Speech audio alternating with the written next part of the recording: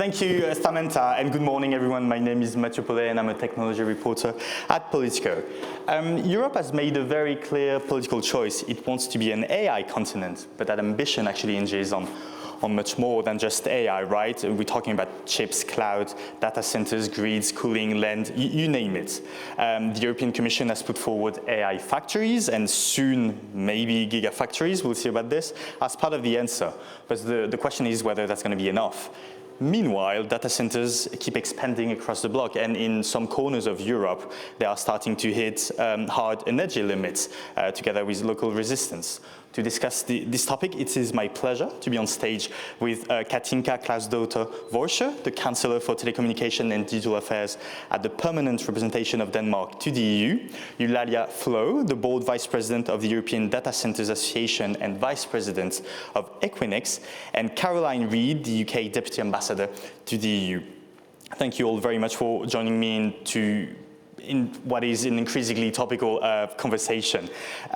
So yeah, Europe wants to lead in AI, but so AI leadership now really depend on this very physical infrastructure. I was going to ask you, Katinka, so do you see that gap in Europe? When you look at Europe today, do you see a gap in the AI infrastructure? Do we have what it takes to actually keep up in this race?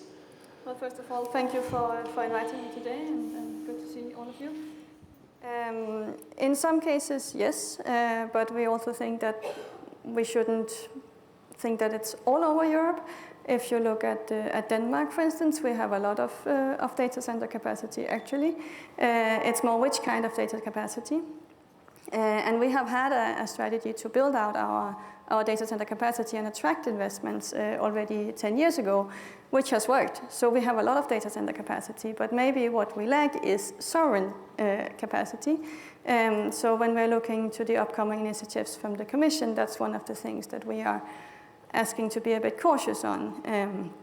What do we need to build out? We need to prioritize a bit also. I know we're coming to that, but with the energy grid, we need to prioritize which kind of data centers do we actually need. On the AI part, as you hinted towards, the gigafactories are still in the making. I think the AI factories was a very interesting initiative. In Denmark, we are part of the Lumi one in Finland. I think this was really needed and something that the industry demanded. I think for the gigafactories, we are still in the early phase to see exactly how it's going to pick up. But I think what is an interesting part of the gigafactory, and which is sometimes overlooked, is that it's a joint public procurement. And we have been talking so much about how do we push demand and how do we ensure joint investments in Europe and infrastructure. And I think in that part of the gigafactories, that's a very interesting example. Eulalia, so do we have in Europe what it takes to remain relevant in the AI race? So as Mario Draghi noted a couple of years ago, part of the gap between productivity with the United States since the 2000s is largely explained with the technology. We kind of miss out on the internet era. So I think that we have the opportunity to accelerate this race and maybe win back part of the terrain. But in any case, I think it's fundamental for the growth of Europe, because now the digital and AI as one very relevant aspect is fundamental for, I would say, any human endeavor, right? So I think it's a matter of just accelerating. I think there's a lot of investments already committed, and just if we were able to make those investments come to life quicker, that would already be a major outcome, I believe. Your association, actually, if I recall correctly, reported quite a lot of planned investments in the future. But still, Europe is often described as lagging behind the US, behind China, when it comes to actual data center power capacity. I'm just curious to hear you on, okay, what does it mean for you? What does it mean for us as citizens? What does it mean for businesses if we don't have the same compute power, the same digital brain as those other regions? What does it mean? Yeah, so I mean, we need to understand that digital has a physical aspect. So you need computers, you need subsea cables, you need storage, you need interconnection. And all that happens in a physical place, and that place are the data centers, right? And so because we are now expanding, and again, cloud was the first major expansion, and now with AI, you need to build all those infrastructure in order to host this infrastructure. So it's not possible to grow on digital without having the fundamental digital infrastructure. And again, data centers is part of that. It's not the only. I mean, we also need to make sure that the routes, the physical routes for telcos also are considered, and we have lower latencies. I mean, there are other aspects, but this is always critical right now. Caroline, I saw a lot of nodding. Does it resonate with the UK experience? Yeah, I mean, I think we all have the same challenges. You need the physical infrastructure for AI. So whether that be compute, data, energy, the skills, the finance, so the infrastructure is quite clear. In the UK last year, we set out our AI Opportunities Action Plan, which looks quite similar to the EU's AI Continent Plan. And we're doing quite well. We're achieving lots that we set out to do in that plan, and we're seeing investment increase. We're seeing compute has increased tenfold over the last year. But I think when you look at Europe as a whole, and you look at the scalability of it, take, for example, global compute. 70% of global compute comes from 5 companies, and none of those companies are European. And that is up from a year ago, where it was 60% of global compute came from those companies. So we need to scale. And for Europe, in order to be able to scale, we need to look at Europe as a whole continent. And I think the UK is an important part of that piece of architecture, whether that be through working on programs with the EU, for example, Horizon, Euro HPC, or yesterday our Prime Minister announced with Ursula von der Leyen that we're looking at exploring the Scale Up Europe Fund, whether that be commercial partnerships, and there's some really great examples of good tech commercial partnerships, for example, Nokia and Nscale, or Vodafone and Telefonica, or whether that be some of the unique capabilities that the UK has, yes, in tech, but also in finance. So a third of the tech venture capital finance that the EU has comes from the UK. So making sure that the whole ecosystem works, I think, is the only way that we're really going to be able to scale up in the way that we need to. Can we talk a little bit about the actual practical bottlenecks to data center expansion? And maybe already a follow-up to that is, are policymakers too focused on the data center building and not so much about, okay, but what do we need around it to make that happen? So I can give some examples from the Please. UK. So in our AI Opportunity Action Plans, we have some AI growth zones, and they are dotted all around the country. And they are zones that attract private investment and bring the infrastructure into one place. And that is good both for having the collaboration effects with companies there, as well as it can be more efficient for energy usage, etc. Katinka, are we too focused on the data center building, and do we forget that we also need, the actual energy grids, some investments around it?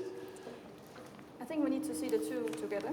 And there's also a grids package coming from the Commission, so I don't think that they are forgetting that. But of course, it's important to bridge the two initiatives. And indeed, what I understand is in the Cloud and AI Development Act, we will also have the kind of data center acceleration zones, and member states have to point out those zones. And one of the things that we will obviously be looking at there is the connectivity to the grid. For us, one of the biggest new consumers of energy and the main driver of our increase in energy consumption in the coming years will be data centers. That is quite extreme in itself, and it's a huge challenge for our grids. So we need to address it and to place the data centers where it makes sense, both in terms of getting access to the grid, but also giving, for instance, excess heat back to the grid. So I think there's a lot to do there. Yeah, just a bit of context indeed. So the European Commission is planning to publish a taxonomy package at the end of the month, tentatively at least. And one of the initiatives is this Cloud and AI Development Act, whose main objective is to triple the data center capacity in the next years. So Eulalia, what bottlenecks do you wish this package will address? So for me, the first thing is that we need to recognize that AI equals energy, and more specifically equals electricity, right? So there's no AI, there's no digital without that, and we need to understand that and start thinking that if digital is one of the key foundations of our way of living, I wouldn't say even in our economy, then we need to start thinking and planning accordingly, right? So I think that is one of the first things we need to know that. Second thing is, I've already said, there's a lot of the projects who already have the power to go live, and I think that the capacity that needs to be go online by 2030 is already there. So there is not a challenge today, it's permitting, right? So fast tracking, to have a one-stop shop for that, I think that would accelerate projects that already are funded, that already have the power secured. It's simply that it takes 4 years maybe to build a data center, whilst the construction works, it's maybe 18 to 24 months, right? So also consider that, all those projects are investments that require tens, more often hundreds of millions to develop. So you need certainty, and also, short time to return of investment, right? So all that, I think it's one of the critical aspects, and then regulatory certainty.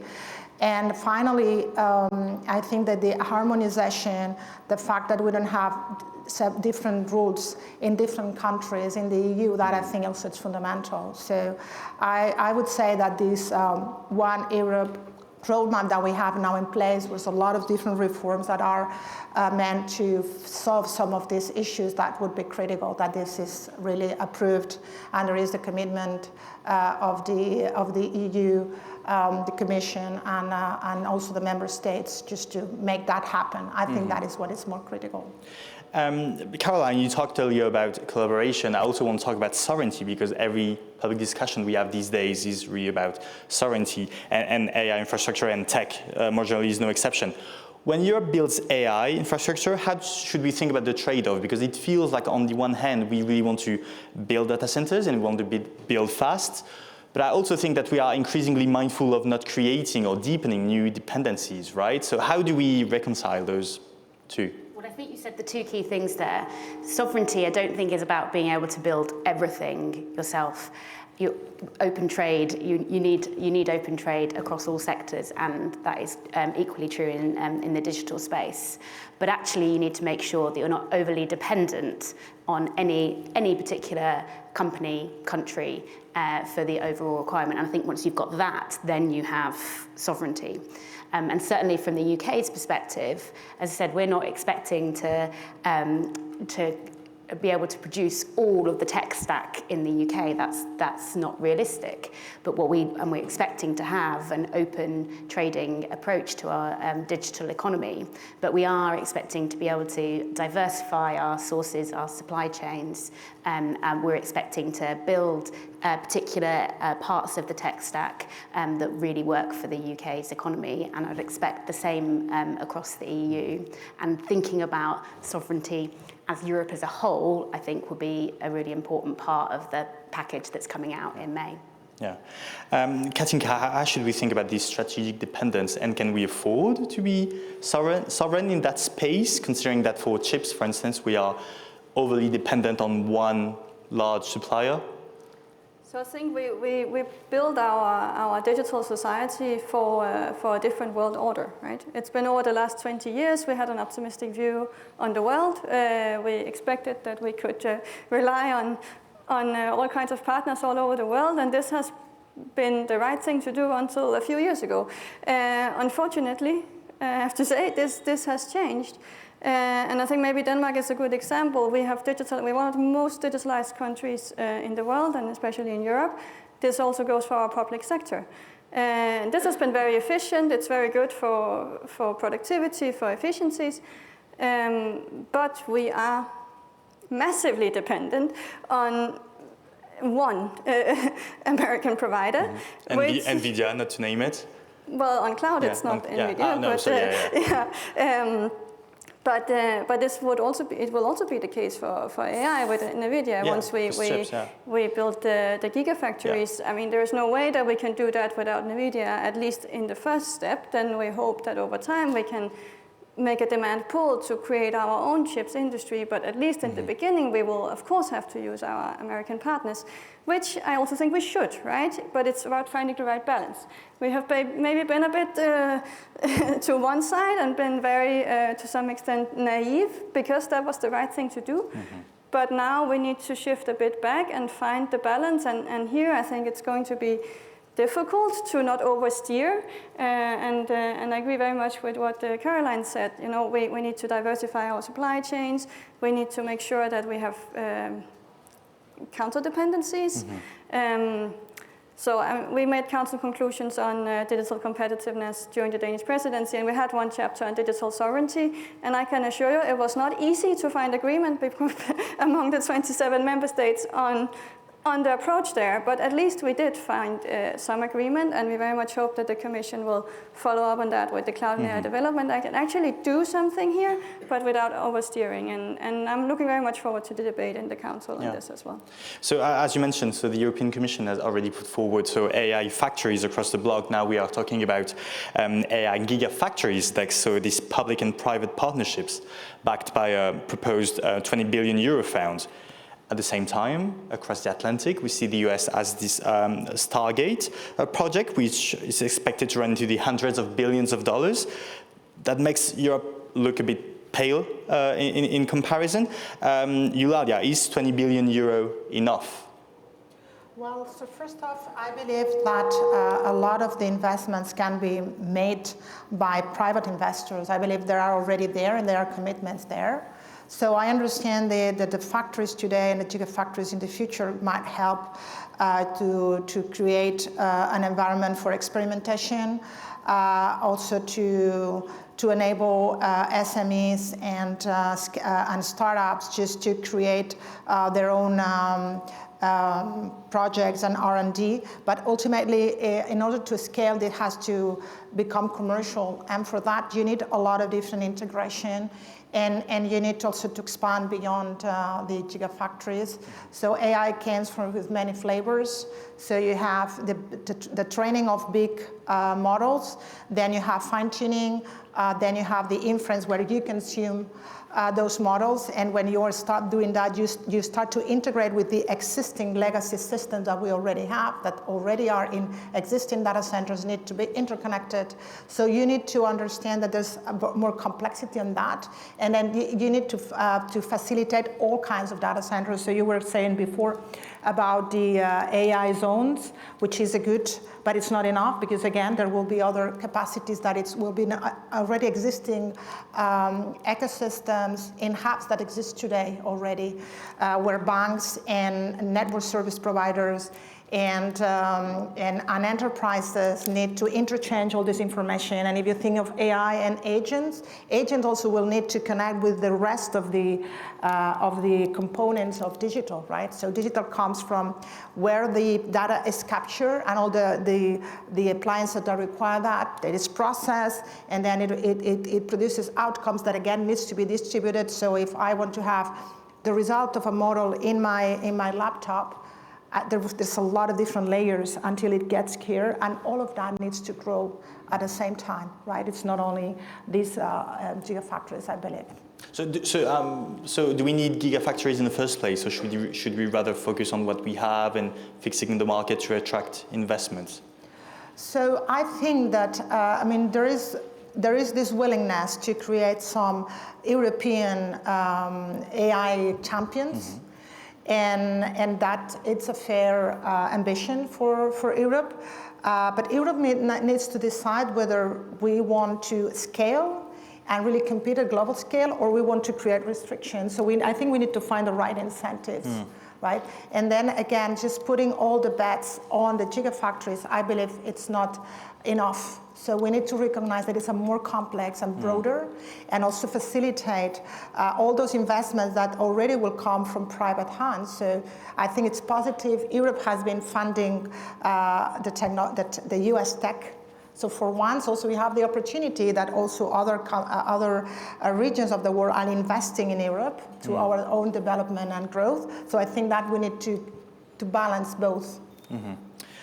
Caroline, you emphasized how important it was to collaborate. The UK is already involved in the AI factories. Are you all going to be, do you want in also on gigafactories? So we think the AI factories are a good idea, and as you said, we are hosting one of the factory antennas in Scotland, which will allow our supercomputers to connect in. So I think that is a really positive step. I think that this is a good start, but we've seen from the gigafactories, they've been massively oversubscribed, so the demand is clearly out there. Part of that demand has to be filled by private investment, and we need to think of innovative ways in order for that gap to be filled. So I think in answer to your question, we are really exploring what the UK can do in this space. We were asked whether we would want to join the Scale Up Fund, which I think is one facility to be able to fill some of that gap. And our Prime Minister announced yesterday that we will start exploring that with the EU. So I think that is a positive step. So now, even if Europe can build, or has already, maybe you tell me, the infrastructure it needs, there is another question: can it build it sustainably, right? So data centers are sometimes presented as the villains of the energy transition. We've seen some of that already in the discussion. Eulalia, what do you make of this bad publicity, almost? So again, it's true that digital requires energy and electricity. What is happening is because it's growing that fast, so that has created a lot of visibility. So we need to recognize that currently we represent 2.1% of all the EU power consumption. So really it's not that big. And also what we're expecting is by 2031, this will almost double, but not more than that. So again, it will be representing less than 5% of the total consumption. So what happens as well is that because this is this growth is being so massive right now, there's been some kind of, I would say, speculation or some challenges in how we apply for power. So it might look like there's more requests than what actual demand will be behind. So if you look at many countries, the number of gigawatts that have been requested for data centers, we as an industry do not believe that that is actual demand, right? Or not in this time frame. And I also would say that we have quite a bit of visibility. So again, it's projects that grow over time. Typically what you do is like you create a hub and you want to grow in that hub. So it would be quite easily to do joint planning for the future and recognizing that. And also last point is like as an industry, we kind of were born like sustainable already, right? So there's been a lot of commitments to increase the level of renewable that is in the mix. Currently, 90% of our members are already covering their power consumption with renewable. We are creating power purchase agreements that are really committing to creating additional capacity on the grid. And also, we are improving in water usage. There are ways that we can use better, not only more efficient technology, but also just not consuming water.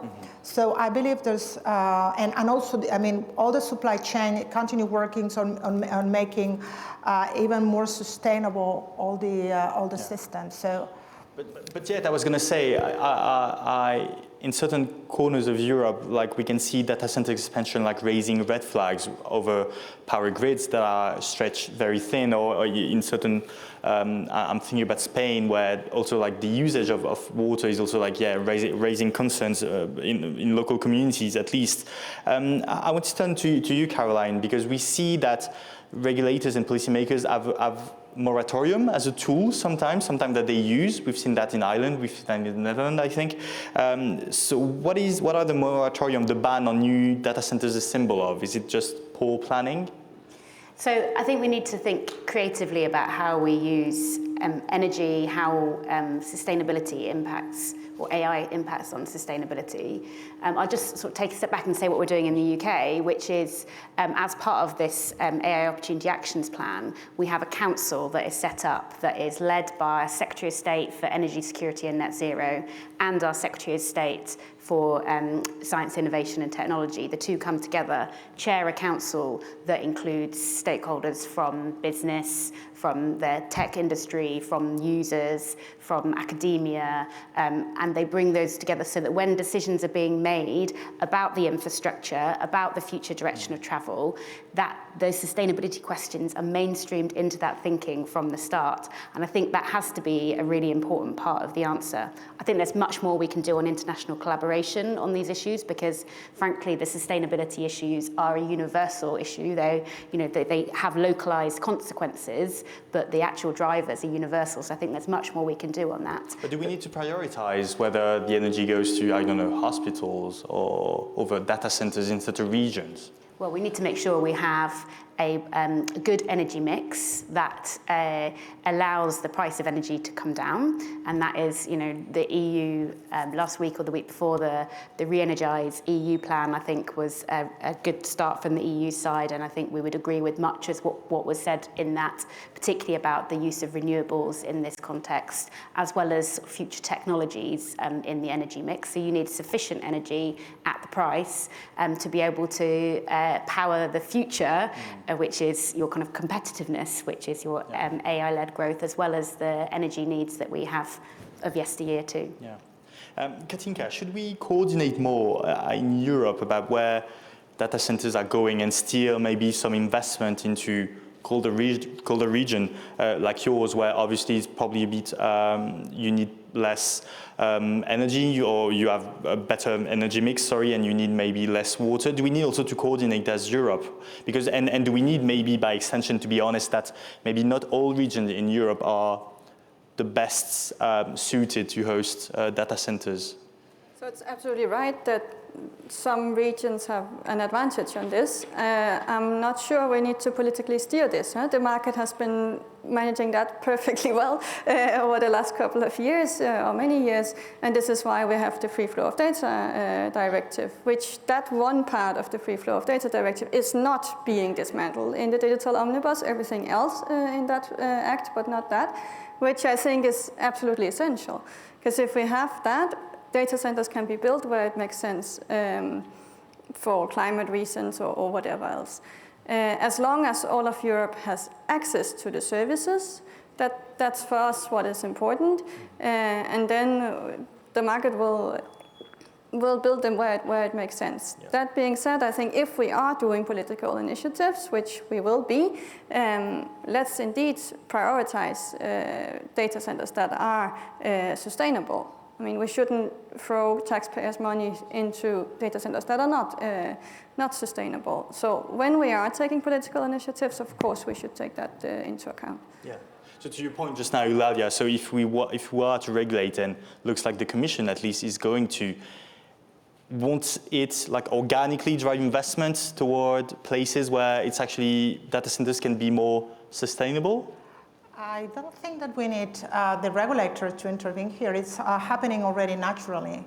So the first thing is to recognize, as I was describing, there's several types of digital, and then you need to be them everywhere. So it's like if you were thinking that you will not have roads in a mountain area. Eventually, with this population there, you will need to buy, and that's, of course, the cost of building there is more, it's higher than in other places. So this is flowing naturally where the demand is, right? And I don't think that we can then prioritize part of Europe for any reason, so there's demand going there. However, again, so AI, digital is energy, so naturally it flows where the energy costs are lower.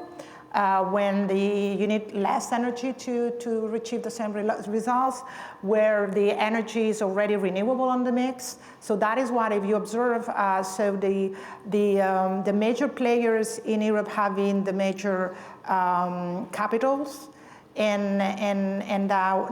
for some workloads, then also customers are preferring to locate in the Nordics. or even in the south of Europe as well, because there's a lot of solar power, and then it's quite, I mean, it's very sustainable to build there as well. So I think this goes quite naturally. I don't think we need to force that. Okay. Well, what I was building to, and maybe you saw that me coming, is that the European Commission presented or published recently this draft rating scheme for data centers, which is supposed to eventually pave the way for minimum performance standards. Ilaria, I want to stay with you. I believe you have strong views about the rating scheme. Do you think it's moving in the right direction? So we believe the intent is the right one. I believe that in some of the requirements, like for example, WUE, where the metric measuring water usage is too restrictive. Okay. Basically meaning that no water can be used for cooling, where it's a very efficient way of cooling if you don't have a hydric stressed area. So really there are solutions that are technically very quite sustainable.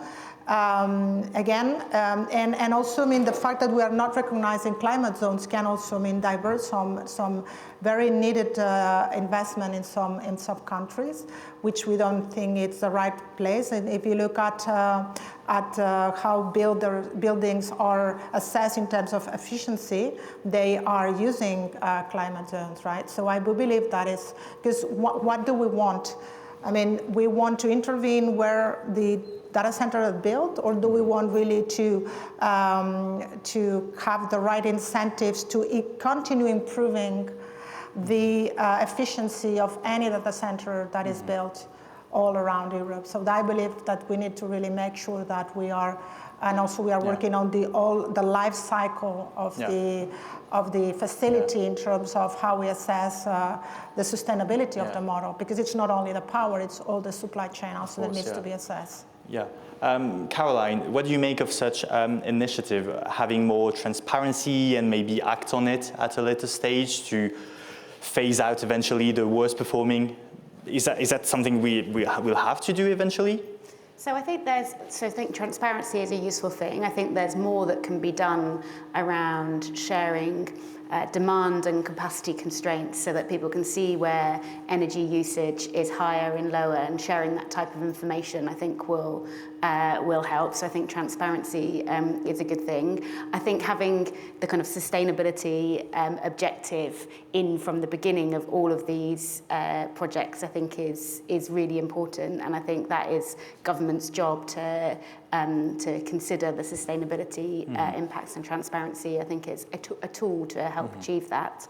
But I do agree that you will see some of these data centers being set up where the renewables are, because that will be in the long term what is more sustainable, but what is more cost effective for the companies as well. Can we avoid this race of member countries trying to attract data centers, because usually it means investment, to a certain extent it also means jobs? Can we avoid that? I don't think it's my job to comment on member state competitiveness between one another. Is that something you'd be concerned about? I think that what you collectively want to be doing is making sure that AI is getting the competitiveness outcomes that Europe as a whole needs, and you need to ensure that the infrastructure is in the right place to be able to achieve that. And jobs will come with that, but a lot of the jobs will be across Europe and need to be able to share those competitiveness gains. Yeah. I actually want to hear. Yeah, please.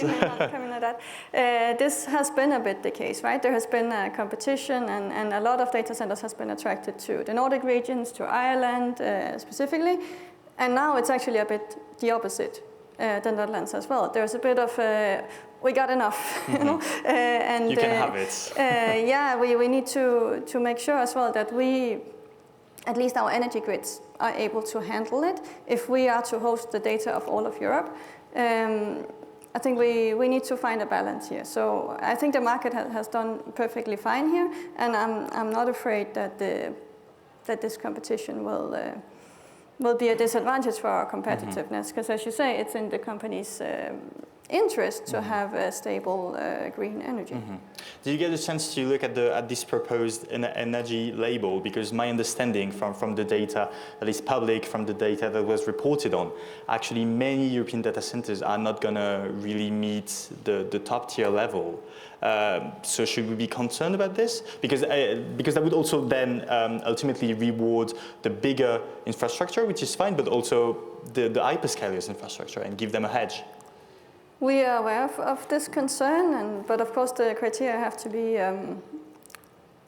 objective. But I guess it's important to look at different aspects, as you also mentioned, take the climate zone into account, and maybe also look at the resilience and the workloads and the use of the data centers. Are they always at full capacity, and what can be done? But yeah, I think this is a discussion that still needs to be had. Which kind of criteria do we end on? And I mean, if the hyperscalers are the greenest, that's so be it, right? That's we shouldn't punish them for that. Yeah. Then if we also want sovereignty criteria for other reasons, then let's add that, but let's not use the green criteria falsely. Fair enough. As we have little time left, I wanted to hear one last time from you all, because so as we said, there is a lot of legislative action coming from the EU very soon. Or let's see about this, but in the coming weeks. So we talk about the Cloud and AI Development Act. There will be this data center package, this strategic roadmap for AI. So my final question would be: so what is the one thing policymakers need to get right as they really present this proposal, and as we are building this AI infrastructure in Europe? Katinka, what is the one thing policymakers need to get right now? We need to find the right balance. As I said before, I think we have been digitalizing for one world. Now the world has changed, but we shouldn't oversteer. And finding the right balance is not going to be easy, and I think we need everyone to have long and difficult discussions on this, but this goes both for AI, for cloud, and for the use of our energy. We want to be competitive, we want to be sustainable, and we want to be resilient, but we need to find the right balance and still have our partners, but also be able to do more on our own. Okay, so balance. Eulalia. So I think that green and digital can go hand in hand. So what we need is fastest way to move forward on a scale. And also UDCA, as the leading data center association in Brussels, is willing to work with the rest of the industry ecosystem here, the power companies, distributors, and also, of course, with the regulators and policymakers to make that possible. And we believe we are very committed to growth at scale and also in a sustainable way. And I'm inviting the officials just to work with us. I think that we can suggest ways that are really feasible without compromising the ambitions that we have for Europe. Has the European Commission worked enough with you as the industry? I believe that we have opportunity to continue strengthening that relationship. Okay. That's one way that's a polite way to say this. Caroline, please. I'm going to cheat and have two. And one isn't about the digital package, but it's about getting the energy space right and ensuring that the Europe and the EU can really have a renewable energy mix, including renewables, including things like small modular reactors, really to make sure that we can meet the demand. And then the second on the digital package is looking at Europe as a whole. I think to get that scale that we collectively need, we need to look at Europe as a whole. And we need to make sure that we are building on some of the really great collaborations and partnerships that are already in place and not putting barriers in the way. Thank you very much. To be continued, but thank you very much for your time and your insights. Up next, we will have our very own political research and analysis division with Christelle Papi presenting the European Digital Capacity Index. Thank you very much.